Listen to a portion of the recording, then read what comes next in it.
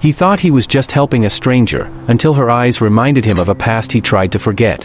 What happens when a wounded ex-soldier meets the widow of the man who once saved his life? Stay with us, this reunion will break your heart and heal it at the same time. Speech balloon ad on-screen text. Where are you watching from? Drop your city in the comments. Backhand index pointing down. Ethan Cole limped slowly through the quiet park, toolbox in hand. The late afternoon sun painted the sky with streaks of gold and orange. This was his routine: take on odd jobs, keep moving, avoid looking back. The army had taught him many things, especially how to bury pain under purpose. He set his tools down beside an old wooden bench with cracked slats. As he knelt to begin repairs, his knee protested with a sharp twinge. "Come on, not today," he muttered. Across the park, a small voice caught his attention. "Mom, I can't do it," a young boy cried, frustrated. Ethan glanced up and saw a woman crouching beside the boy, gently guiding his hands through the loops of his untied shoelace. Her voice was soft, patient, almost familiar. "There you go, buddy. You're stronger than you think," she said, her words both comforting and firm. Something stirred in Ethan's chest. The sound of her voice tugged at a memory, buried, blurry, and painful. He shook it off and got back to work. An hour passed before he felt a presence behind him. "Excuse me," the same woman said kindly. "I saw you working on the bench. I live nearby, and my backyard fence is barely holding together. Do you do home repairs?" Ethan turned to face her. Their eyes met. She had kind, intelligent eyes, but what jolted him was her name when she introduced herself, Emily Turner. The world seemed to tilt for a moment. Turner. His commander's name. The man who died saving him. Captain Daniel Turner. But he kept his face calm. "Yeah," he said, his voice low. "I can take a look." "Thank you," she smiled, unaware. "It's just down the street." He followed her slowly, every step suddenly feeling heavier than the last. As they walked, Ethan looked at the small boy beside her. The child turned and gave him a goofy smile. "I'm Henry," he said. Ethan forced a smile back. "Nice to meet you, Henry." As they reached her house, Ethan's steps slowed. The place looked familiar. The white gate. The overgrown garden. The wind chimes by the door. His memory slammed into him like a punch. This was the house he had visited years ago. After the funeral. When he couldn't find the words to say to the young widow holding a newborn in her arms. And now, years later, fate had brought him back, to her doorstep. Only she didn't remember him. But he remembered everything. Ethan stood in front of the house, staring at it like a ghost from his past had just whispered his name. The paint had faded, and the garden was overgrown, but the wind chimes by the door still sang the same quiet tune. He had been here once, years ago. After Captain Daniel Turner's funeral. He was younger then, and broken in different ways. He remembered standing at this very doorstep, clutching flowers he never handed over, and words he never found the strength to say. He had left in silence. And now, fate had walked him right back here. Emily unlocked the gate and motioned him in, unaware of his inner storm. "It's the fence in the back," she said cheerfully. "It was Dan's project, but after he passed, I just didn't have the time or tools to fix it." Dan. There it was again, that name. It landed like a weight on Ethan's chest. Henry raced inside, dropping his school bag. "Can I get you water?" Emily asked politely. Ethan nodded. "Sure. Thanks."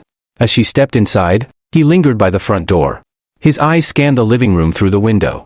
Photos lined the shelves, memories frozen in time. And there he saw it. A framed picture of Captain Daniel Turner in uniform, arm wrapped around a smiling, younger Emily. Ethan's breath caught. The man who saved his life, who never made it home, was now just a memory on the shelf. He stepped inside slowly. The place smelled of cinnamon and old books. Emily returned with a glass of water. "I'm sorry, I didn't catch your name earlier," she said, handing him the glass. "Ethan," he replied quietly. "Ethan Cole." Her hand paused for a moment, but only briefly. She didn't recognize the name. He had been just one of dozens at the funeral. But to Ethan, this was the moment he had imagined over and over for years. What if he could tell her the truth? That her husband died saving him. That he owed him everything. But she was smiling now, asking about the fence, grateful for help. It didn't feel like the right moment. So, he said nothing. Instead, he followed her to the backyard. The fence was worse than she described, barely holding together. As he inspected it, Henry came bounding out the back door with a soccer ball. "Wanna play?" the boy asked Ethan. Ethan knelt down to Henry's level and ruffled his hair. "After I fix this fence, champ." Emily smiled. For the first time in a long time, the yard didn't feel so empty. "And Ethan?" He had just stepped into a place where memories still lived, and maybe a new purpose waited. The sun hung low over the yard, casting warm amber light as Ethan knelt beside the broken fence. The wood was rotten in some places, completely missing in others. He rolled up his sleeves and got to work, falling into a rhythm he hadn't felt in years. Manual labor was therapy, each nail driven like a heartbeat, each stroke of the hammer dulling the noise in his head. Emily brought out lemonade, placing the tray gently on the small patio table. "I can't thank you enough," she said. "Dan would have loved to see this fence fixed. He used to spend weekends working on it with Henry crawling around the yard." Ethan paused. She said his name again, Dan. Captain Turner. The man who had pulled him from the line of fire, only to fall seconds later. The reason Ethan had a limp instead of a grave. "You talk about him like he's still here," Ethan murmured, eyes fixed on the wood. Emily sat beside the fence, her hands in her lap. "Some days, it feels like he is. Especially when I see Henry doing something Dan used to do. Like how he squints when he's focused, or taps his fingers when he's nervous." Ethan set the hammer down.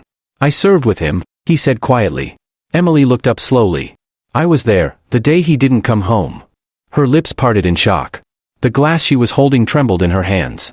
Silence stretched between them like a tight wire. "I was in his unit," Ethan continued. "He saved my life." Emily blinked rapidly, emotion building in her eyes. Her voice cracked. "You were at the funeral, weren't you?" Ethan nodded. "I didn't know how to face you back then. I didn't even know what to say." Tears filled Emily's eyes, and for a moment, they sat in silence. Two people bound by grief and memories.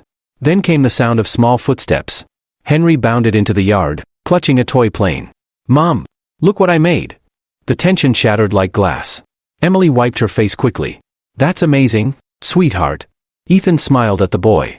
"That's some fine craftsmanship, soldier." Henry laughed. "I'm not a soldier, I'm a pilot." "Well," Ethan chuckled, "every good pilot starts with a solid fence to land on." They all laughed, gently, softly, as if laughter itself was something they were learning how to do again. Emily looked at Ethan, her eyes red but shining. "I think Dan would have liked you." Ethan met her gaze. "He did. More than you know." The next day, Ethan returned, not for the fence, but for something else he couldn't name. Emily greeted him at the door, a softness in her eyes that hadn't been there before. "I was up late last night," she said, stepping aside to let him in. "There's something I want to show you." Inside, the living room was quiet. The TV was off, the lights dimmed. Emily walked over to a cabinet and pulled out a worn shoebox. Its edges were taped, the top faded by time. She placed it carefully on the table. "These are letters Dan wrote while deployed. I couldn't read them all back then. It was too much." Ethan sat down slowly, the air thick with emotion. Emily opened the box and pulled out a bundle of envelopes, tied together with an old ribbon.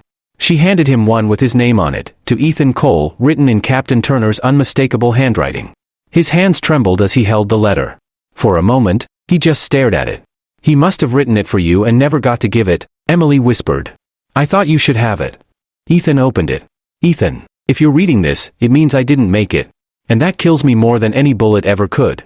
But I need you to do something, look after Emily and the baby. I know you're stubborn and full of guilt. Don't let that stop you from living. From being better. Tell her I love her. And tell my son to be brave like his mother." The words blurred as tears streamed down Ethan's face. His chest heaved. He had imagined Dan's last thoughts 1,000 times, but this was real. Personal. Heart-shattering.